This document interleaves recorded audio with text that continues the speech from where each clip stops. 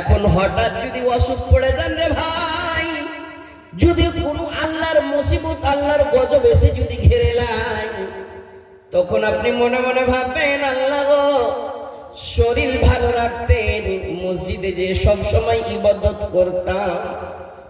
ওকে যে জিজ্ঞাসা করেন, ওকে যে প্রশ্ন করেন যে খাটলায় বিছানায় ঘুমিয়ে আছে, বিছানায় শুতে আছে, পা চলে না, শরীর চলে না, উঠতে পারে না, মনে মনে ভাবছে শক্তি থাকতো, শক্তি থাকতো বাসিটোলা গ্রামের জালসা আজকে শুনতে যেতাম।